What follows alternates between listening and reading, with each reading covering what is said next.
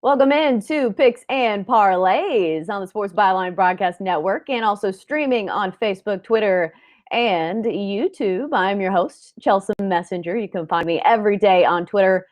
My handle is just my name, Chelsea Messenger. If you want to drop me a line or a meme or a pick or a parlay, I'm open to all of those. Valentine's Day, it means a couple of things. It means chocolate's going to be on sale the day after, and it also means NBA All-Star Weekend. That's one of the few things that we're diving into on today's show. Some of the bets that you can wager on for the NBA's fun weekend, dunk contests, three-point contests, skills challenge, and of course, the game itself, and also their version of the Futures game, the Rising Stars game. We might dive into that as well. We've got Premier League picks when it comes to soccer. Can have some good value on some of those. I took some of our picks, I think it was last week maybe, and I think it was 3 draws, and I think 2 out of 3 of them hit, and all of them were plus at least 200. So those were good winners. We're also talking college basketball with Chip Chirimbus. We're going into a little Maction, Buffalo, Toledo, Akron, Central Michigan, UIC, Wright State, and then we've got the Ivy Leagues, Yale and Princeton. Should be a fun one. Great stuff to get into today. And basketball, well, it can be a little nerve-wracking towards the end, as I've figured out with some of these games when you're waiting on teenagers to hit free throws. And with that note, we'll send it to break. We'll be right back after this, talking NBA All-Star Weekend on Picks and Parlays.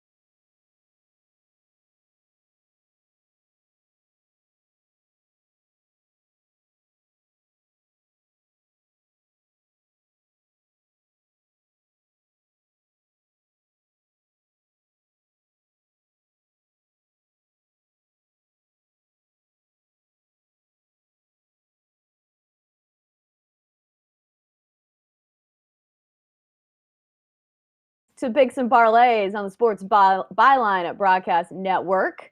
I am your host, Chelsea Messenger. I'm on Twitter. If you want to shout me a holler, my handle is just my name, at Chelsea Messenger. If you want to find us on social media, we're really easy to find. If you search Picks and Parlays, we're usually the first thing that pops up on Facebook, Twitter, and YouTube. Right now, it's Valentine's Day weekend, which means it's also NBA All-Star Weekend.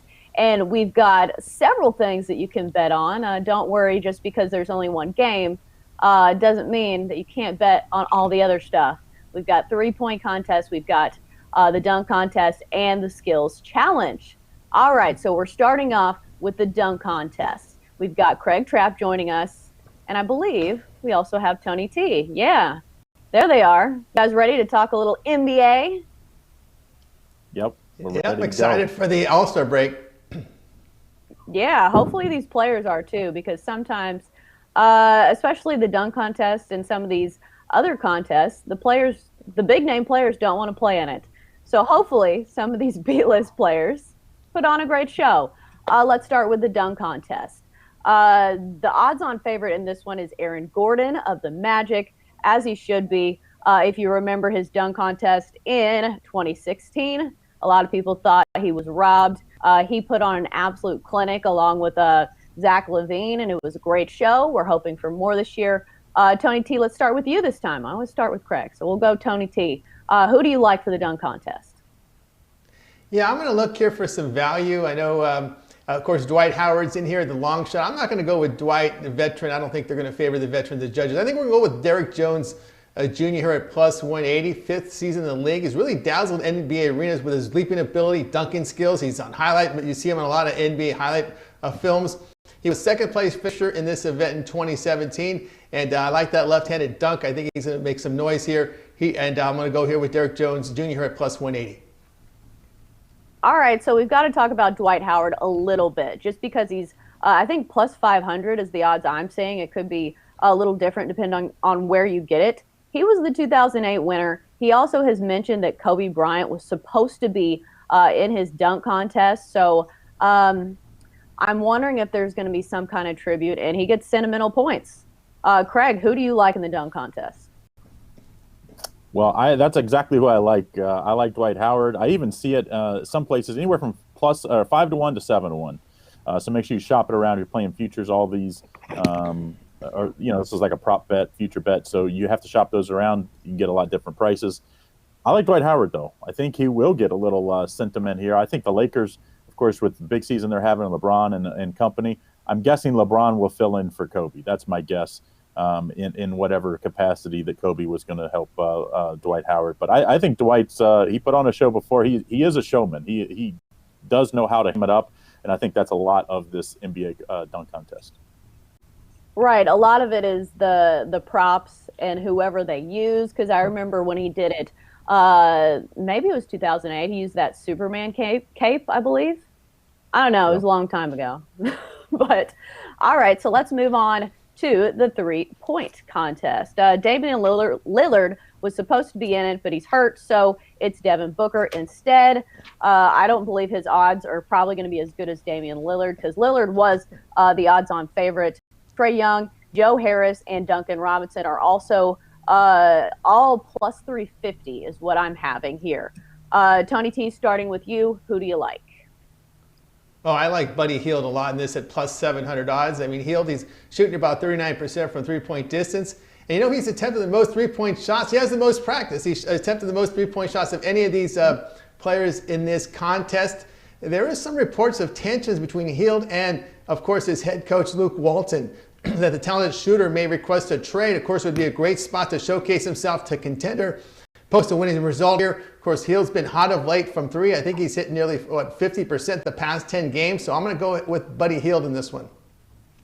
What are the odds you have him at? I have him at plus 700. I have him exactly that, plus 700. I think it's a very good value on a hot three-point shooter right now who's looking to be moved to a contender. All right, so you think that he's auditioning for a job. That's a good slant. All right, Craig, what's your take? I don't mind that Buddy Hield, especially second longest shot. I was really surprised he isn't. I was expecting he'd be about 4 to 1. Like my winner, I think is going to be Joe Harris at 4 to 1.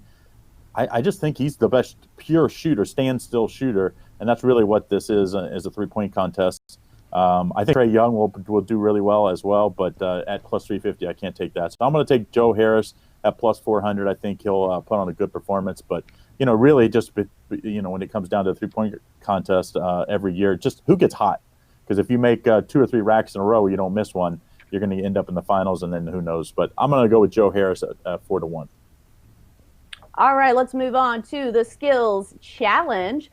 Spencer Dinwiddie is leading the way at plus 300. And then it's a lot of people are tied for odds. We've got Jason Tatum, Pascal Siakam, Chris Middleton, Pat Beverly. Who do we like in this one, Tony? Let's start with you. I'm going to look at the Thunder player, the young guy here, Shai Gilgeous-Alexander at plus 450. First round pick in 2018 out of Kentucky, averaging about 19 points a game. Of course, in the skills challenge, is going to showcase your ball handling, passing, and shooting skills from three. I'm going to go with the youth here. I'm going to go with Gilgeous-Alexander from the Thunder. All right, Craig. It's the skills challenge. It's a little different than just playing ball, I guess. It's a nice combination. And also, who's going to perform one-on-one when there's, I guess, no defenders? It's a little different than basketball. Who do you like in this? Surprisingly, the big guys have done really well in this one, but I just don't like Sabonis. I think he would be he's the most skilled big man in this one. But to me, I think Jason Tatum, the way he's been playing this year has been out of his mind. I mean, what a season he's having. At 5 to 1, I think he has a lot of good value. I even see him as low as plus 450, as high as plus 550. But I'm going to just go right in the middle, plus 500. Jason Tatum is going to be my winner for the skills challenge this year. Big Celtics guy. You really like them, huh? They've performed well this year. All right, we'll leave it at that. All right, so I know Tony T wanted to get to the Rising Stars game. Perhaps maybe we can get some value on that. Tony T, why do you want to bet on this one so badly? I like Team USA here at -4.5. It's just because of the health here. We're looking at the world roster. Their notables here: Luka Doncic, R.J. Barrett. They've returned to action off injuries, and also a big player here, DeAndre Ayton, for the world is out. And of course, you look at the U.S. side: Jay Morant, Kendrick Nunn, Zion Williamson, Trae Young. I just think there's just too much talent on that side. I'll lay the 4.5 with Team USA. All right, and speaking of the actual game, because obviously we've got to mention it a little bit, it's Team LeBron against Team Giannis, and somebody was telling me that Team Giannis is favored, even though Team LeBron is the one with all the big-name superstars. He's got Westbrook, he's got James Harden, he's got Luka, he's got himself. Can somebody tell me why Team Giannis is favored? Well, I think these are just the advanced numbers we're seeing. So, I would imagine as we start to hear who's going to play, especially like Luka, some of these guys have come back from injuries. They might be very limited as far as minutes. So I have a feeling maybe this line will get squeezed a little bit, and then it might end up being close to a pick-em game come. But either way, I think it's going to be a good game. The format this year, of course, where the fourth quarter, I think it's the first team in the fourth quarter to score 24 points. Isn't that right, Tony? The team that's ahead, they add 24 points to their team total, and that's the finishing total of the game for it to end. Yeah, so, I mean, it will be interesting. I don't know how that's going to affect the game, though. It's a very hard game to bet this year because of the rules changes. Right, it's a little confusing and a little here. more math that I don't want to do all that math, but go ahead, Tony. Yeah, the way it is there's motivation to win each quarter because they're going to give a ton of charity dollars to charity for these players. So that's where the motivation is to win each quarter. I'm going to throw in a little MVP odds. I like Trae Young at plus 2,500 odds because of the format of this game. You're going to have to play hard for a full 48 or 48 minutes or more, depending on if they can score 24 in that fourth quarter. Plus 2,500 odds. I like Trae Young MVP All-Star game. All right. We've got all kinds of bets for this weekend. We want to thank both of those guys for coming on. Craig Trapp, Tony T, both good stuff from both of them. That's our segment on NBA All-Star Weekend coming up. We've got Premier League Soccer on picks and parlays. Stick with us.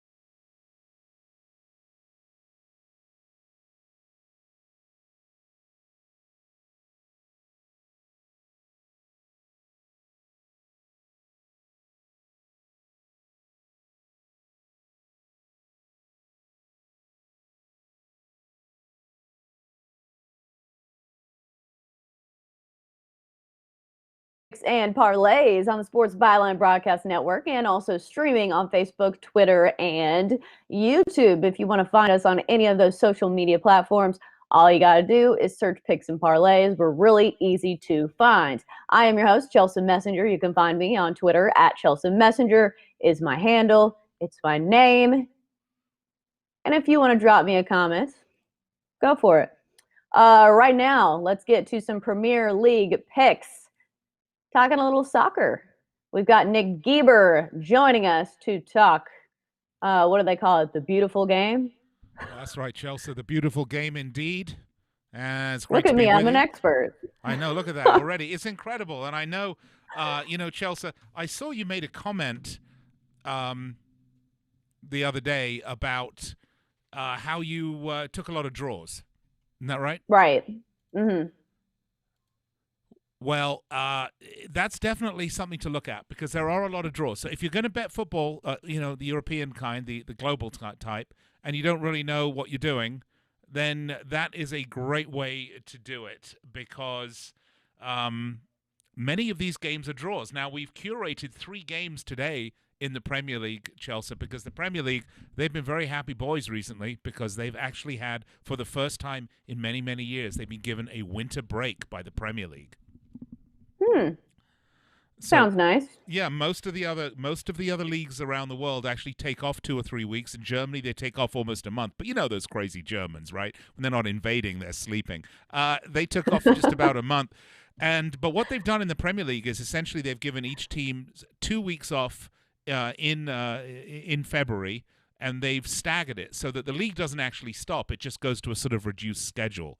So we have a fairly full slate of games coming up this weekend, but it's not the full slate of games. You have to wait till the following weekend for it. But there are 3 really nice, juicy games to talk about, Chelsea. Some ones where there is a little dosh in play if you want to wager a few bob here and there. All right, so let's go. Let's start with the Wolves and Leicester City. Leicester City is having a bit of a tough go of it lately, but they're still plus 153 in this one. Wolves plus 174, and the draw is plus 223. Are we biting on the draw in this one? Oh, yes, we are, Chelsea. Now, look, this is at Molineux, which is the home for Wolverhampton Wanderers. Leicester City been flying high this season under Brendan Rodgers.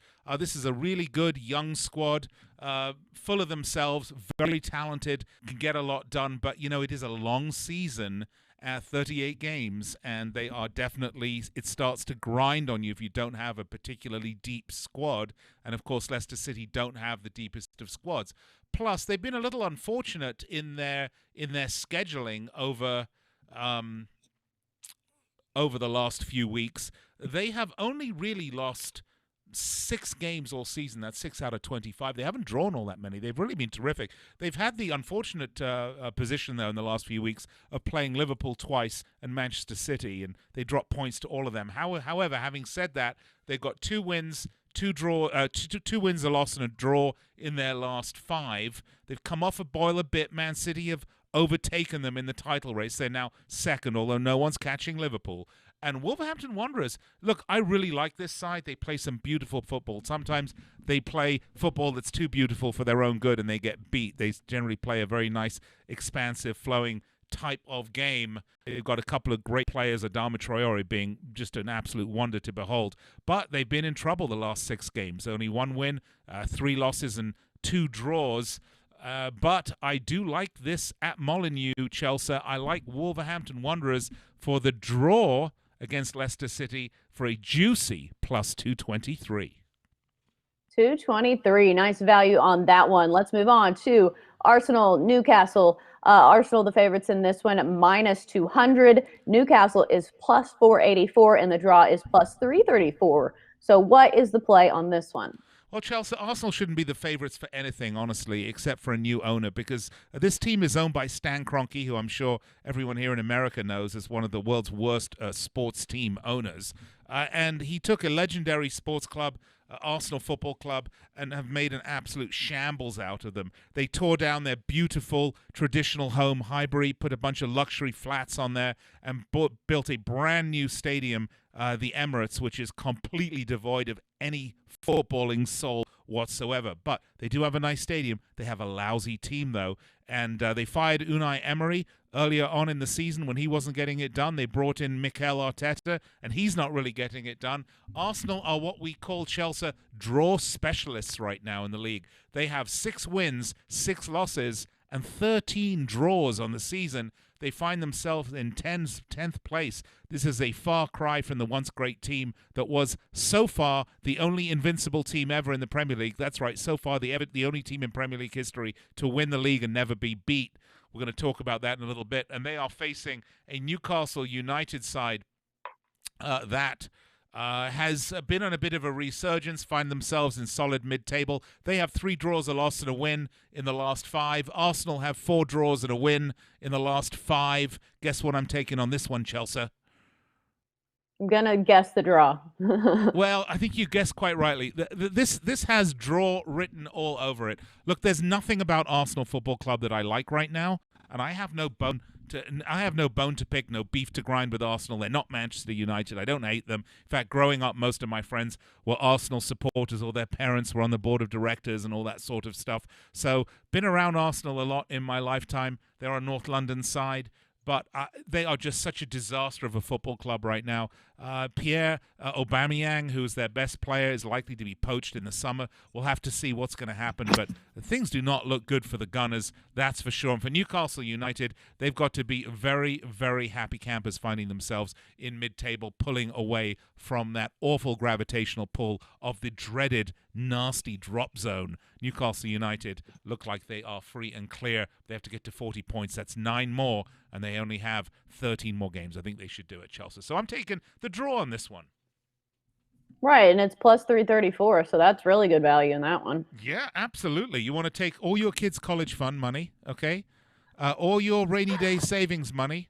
Take everything, borrow, but max out the credit cards, put everything man. on. No, don't ever do that, by the way. That's just a joke. No, it's a good, solid bet. Really, Arsenal, an absolute disaster. But Newcastle, I think, still going to have a tough time beating them. So I don't know what that says. Should we move on to the next one? Yeah, let's do it.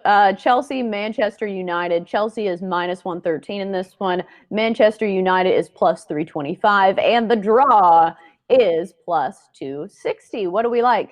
Well, I'll tell you what we like on this one. I was going to take the draw, quite frankly, Chelsea, and then I started thinking about this some more.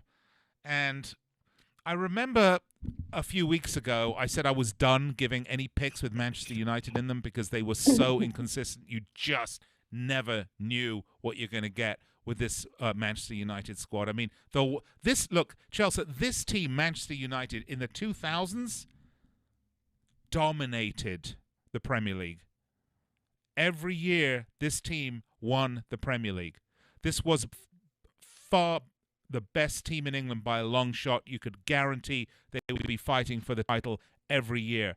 Of course, under legendary manager Sir Alex Ferguson, who, as a Liverpool supporter, I will take my hat off to him. I met Sir Alex a number of times. He's an absolutely delightful, charming man. He was the backbone, the spirit, and the soul of this club. And when he retired, of course, it's just been an absolute shambles. But we see that a lot in Chelsea with many other sports clubs, right? When you have a legendary manager or coach retire, there's always this sort of difficult transition period. Wouldn't you agree? Right.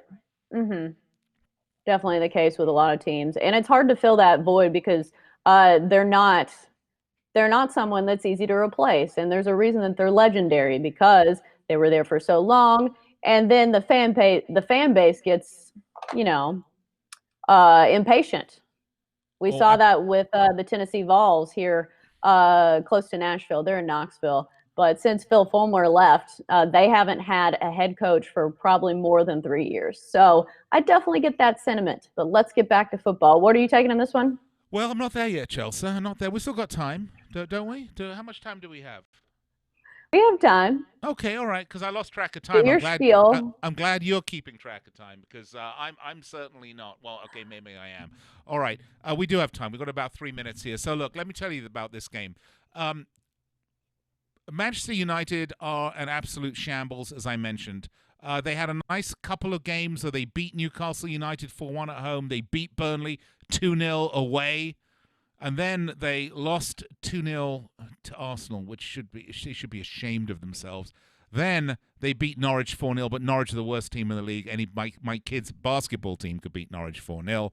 And then all of a sudden, things went bad. They had that big derby match against their hated rivals, Liverpool, and they lost that 2-0. And then everyone was saying, okay, well, we'll forgive Ole Gunnar Solskjaer, the manager, because, it's Liverpool and they're the best team in the world right now. And that happens. But it was followed up with a 2-0 loss at home against Burnley. Okay, this was an absolute disgrace. So bad, Chelsea, that the fans walked out in the second half of this game. Old Trafford was empty. This never happens. I cannot remember in my 50-plus years of watching football that ever happened. It did happen. And then, shocker of shock, at Old Trafford, a 0-0 draw against Wolverhampton Wanderers. So Man United are just an absolute, they are a dumpster fire, to put it not too impolitely. And on the other side of the equation, Chelsea Football Club, they're having a little bit of a rough time of late, actually. They've had 3 poor results. They were beaten by Newcastle away. They had a 2-2 draw against Arsenal. I know what I just said about Arsenal, but trust me. And we got a run here, I know. And then a 2-2 draw against Leicester. But Arsenal, Leicester, decent sides. Man United, not. Chelsea, I'm taking Chelsea for the win. All right. Thanks, Nick, for joining us for those soccer picks. When we get back from the break, we are talking more basketball, this time of the college variety. We're back on Picks and Parlays after the break.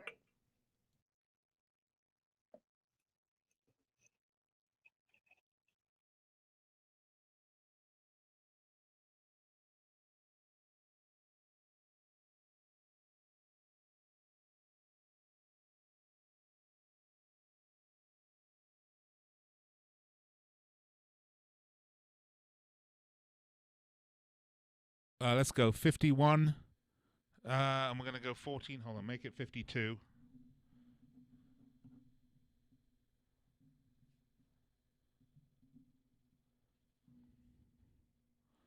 I'm going to go 14 minutes.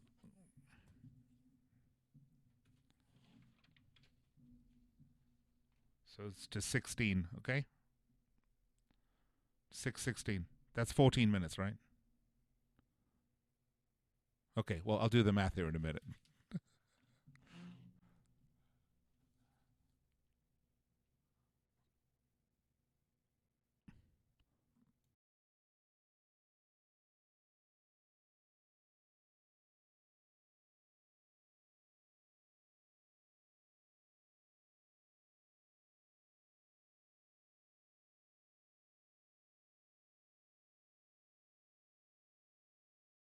And Parlays on the Sports Byline Broadcast Network, and also streaming on Facebook, Twitter, and YouTube.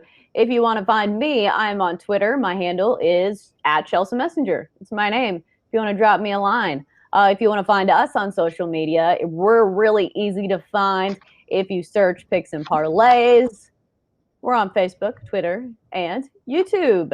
On our final segment, our final big segment of the day, we're talking college basketball because we've got a full slate of games to dive into. We've got Chip Chirimbus joining us to talk a little college basketball. Chip, how are you? I'm doing well. How are you, Chelsea? I'm doing good. I'm ready to dive into some of these games. And I see that you have chosen some action games. So always fun. I know for football, it's those weekday games. Well, this Mid-America contest, the basketball season may go just like the football season goes. Toledo is one of the worst teams in the MAC during the football season. They didn't win. They didn't cover. They weren't competitive. And it's just about the same now. They're 12-13 on the year. Buffalo, like a team that's been playing in the bowls and the football, has done quite a job as well in the cage, 15-9 on the year, Chelsea. They're 4-0 against the points in the last 4 meetings against Toledo. And there's just something about this because Toledo is 0-5-1 in their last 6 games overall, but the home team in the series, Chelsea, is 4-1. The favorite in the series is 5-0. And you would think with this kind of record that Buffalo has and the kind of play that the Zips have had, or Toledo Rockets, that is, that it would be an easy walkover for Buffalo. I don't think so because Toledo comes up the favorite, and I just gave you the numbers and the trends. What happens when between these two, the favorite seems to always prevail. And I think the line is way out of whack. I thought Buffalo would come up the favorite. The fact they're making Toledo a favorite, the odds maker is telling me that I'm wrong. So I would take the Toledo Rockets against my first instinct. Right. That's almost immediately what I had thought. Just to frame this up, it's Toledo hosting Buffalo. Toledo is -2. The total is 153. But as you were saying, looking at the stats for most of them, it looks like Buffalo should be the favorites. They've won 4 straight against Toledo. They're 15-9, and they have a pretty good defense. Second in the nation in rebounding, and Devontae Jordan, one of only 5 players in the country with 20 blocks. So it seems fishy. And we've talked about this on the show before. Exactly. Yes. To judge the number. If something looks off, you need to really pay attention to it. So when I saw that Toledo was favoring this one, I was shaking my head. Is that good enough to take Toledo? Well, it's a play. You win or lose, and worst thing that can happen is you get beat. And we've lost before. I think they're telling you that they're the side. Buffalo is only 1-3-1 in the last 5 meetings against Toledo, so maybe Toledo actually has their number, and they should be favored here. But like you, Chelsea, when I saw this game, my first instinct was, whoa, why is this team favored here? And it is a virtual pick 'em and may go off at pick by game time. So I'll take a shot with the Rockets here, Toledo. All right, let's move on to Akron and Central Michigan, the fighting Antonio Browns. Akron is favored in this one, -5. The total is 155. Akron is 18-6 on the year, 13-9 against the spread. Central Michigan 13-10, 11-9 against the spread. These are 2 of the top offenses in their conference. Akron 7-1 against the spread away, and they're playing this game on the road. Central Michigan averaging 81 points per game, and 11-2 at home. So who do we like in this one? Well, here's another situation, Chelsea. Virtually the same. I mean, in the fact that we have a heavy favorite, where it looks like it's not quite justified. Granted, Akron, the Zips are 18-6, which is really good, and 13-9 against the number. They've won their last 2. They're 6-4 on the road straight up. But Central Michigan, the Chippewas are 11-2 at home, Chelsea. Isn't a team with an 11-2 record in a conference game more apt to try to draw attention? I just think Akron's a much better team this year. The favorite in this series is 10-4. And though Central Michigan does have the home court here, the home team is 5-2. They've lost their last 2 games outright. They have won the last 2 meetings. But I think that Akron is a much better team. I think Central Michigan will be happy to get to the NIT or one of those also ran tournaments that they have at the end of this year. So who do you like? I'm going to take Akron. I'll lay the points here. That's 2 games in a row where I'm laying the points. All right. So let's go on to UIC and Wright State. Wright State is favored by a lot in this one. I have them at -11.5. The total is 148. UIC is 12-14 on the year, 14-10-1 against the spread, but they've won 3 of their last 4. They're averaging a pitiful 67 points per game. Probably why Wright State is favored big in this one. They're 21-5, 12-2 at home, and they are averaging 81 points a game. 11.5 is a lot of points. Are you laying it? It is, but I really don't want to, but because the dog is 4-1 in the last 5 meetings between these 2, but that 21-5 is a very imposing number, as well as their 12-2 record at home. They're 3-0-1 in their last 4. The Raiders, like I said, this team at home has played so well. They're 11-2 in the conference, and I think they have a domination here. And maybe they don't need this game, Chelsea, as much as anyone else in a tight race in a conference. So maybe Chicago, Illinois, maybe the Raiders, the Flames rather, will sneak in. They're 3-0 in the last 3 meetings. So And like we said, the dog is 4-1. So I could take the points here. This is double digits points, and who knows? And sometimes it's all the gamble, Chelsea. These teams, like I said before, the depth and the difference between the starters and the Division I and these guys, when the talent falls off, certain teams could really take advantage of others. And this might be the case here with Wright State, who is so much better than Illinois, Chicago. So I would take a chance. I couldn't lay this. It's just in my instincts just says don't do it. Not that I particularly care to play this game, but I would take Chicago, Illinois. Right. And Chicago, Illinois actually won the last meeting in January. However, they were shooting 49% from the field, which I don't know if they'll be able to replicate because that's a lot. But they won that game by 4. So it's definitely a possibility that they could win outright. So when you're talking that many points, it's tough.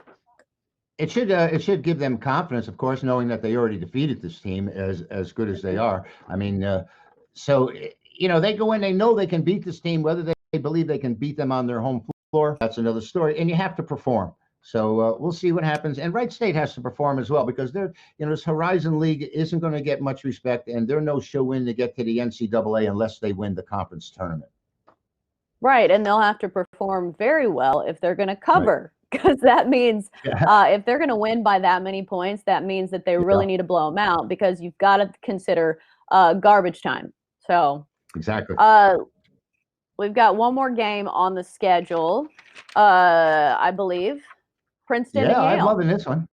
Yes. All right. Yale favored in this one, -4.5. Total is 137.5. Princeton is 10-9 on the year, 5-1 in the conference, 10-8 against the spread. Yale 17-5, 5-1 in the conference, and 15-5 against the spread. So they're kind of hot when it comes to against the number. So who do you like in this one? Well, they're deservedly a favorite on the road here. This Princeton team isn't the same of years past when they would dominate the Ivies along with Penn. Nowadays, you've got a new faction coming in, and Yale is one of the better teams, and they have been for the last couple seasons. They're 4-1 in the last 5 games, both straight up and against the points, playing Princeton. I like that. And they're 8 against the points on the road. Like you mentioned, Chelsea, they're 15-5 against the number. That's an outrageous 75% winning percentage. Favorite between these two has been dominant. When Princeton had the hammer, they would take out the Bulldogs. And this time, it's Yale taking it to the Tigers. 19-7 a favorite in the last, 28 meetings. So I see Yale coming here. I'm a little partial to Yale, having gone to school in New Haven. But I think they're a better team than Princeton, and Princeton's just going to be another one of these struggling Ivies. So you're surprised they even put lines on these games. Chelsea, years ago, the Ivies were the only league that would be playing on Friday nights, and they barely even had point spreads on these games because there was so little information on them. But of course, the way things are now, Yale is a 4.5 point on the road, and I'll lay it before I take it. I'll take the Bulldogs. Yale's the Bulldogs, correct? Yes. I need to memorize my Ivy League mascots a little better, I guess. If you look at the football uniforms, I was going to say, if you look at the football uniforms, Chelsea, the Tigers Princeton has tiger stripes on their uniforms. Oh, yeah, they have that P with the tiger print, don't they? Yeah. Well, they used to have these sleeves where they would have tiger stripes going down the sleeves.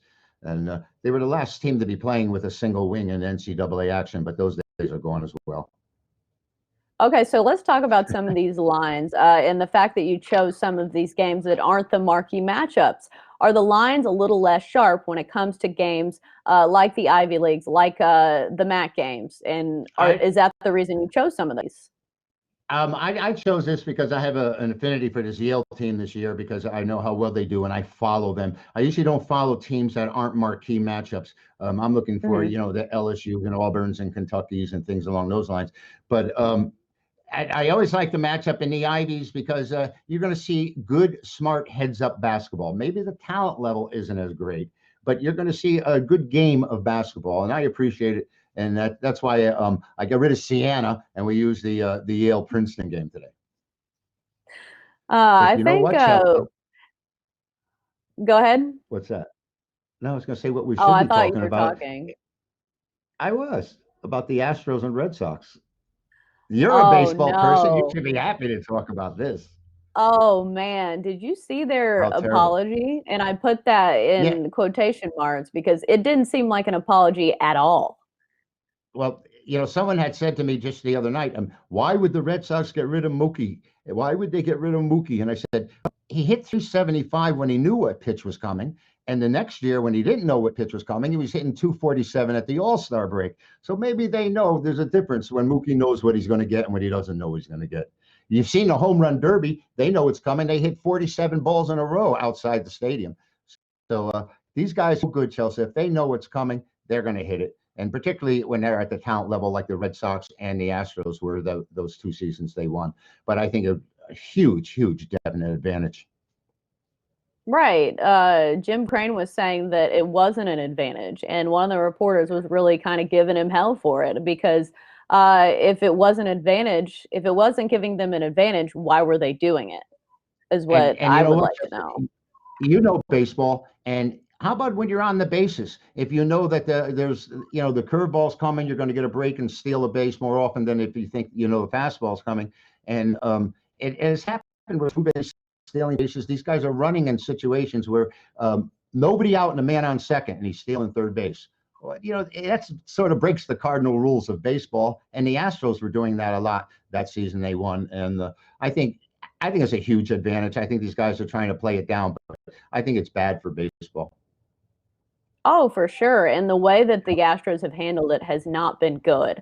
We've got to wrap it up. I could talk all day about that, about baseball. But yeah, thanks for Chip. Thanks, Chip, for coming on for our college basketball picks. When we get back from the break on Picks and Parlays, we're recapping all of today's picks. Stick with us. We're back after this. Thank you, Chelsea.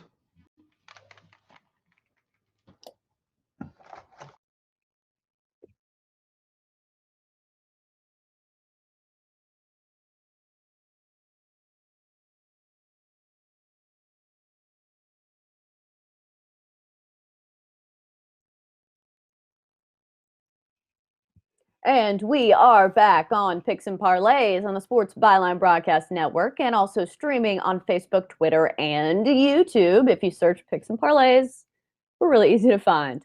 It's been a show packed with all kinds of info for you sports bettors. We started off with the NBA All-Star Weekend, and right now we're going to recap all of today's picks in case you weren't paying attention or if you're just now joining us. We've got you covered, starting with NBA All-Star Weekend. We did the Rising Stars game, which Tony T likes USA -4.5. The Skills Challenge, Gilgeous Alexander of the Thunder, that's who he likes to win the Skills Challenge. 3-point contest, Buddy Hield at +700, a great value there. And then the dunk contest, he likes Derek Jones at +180.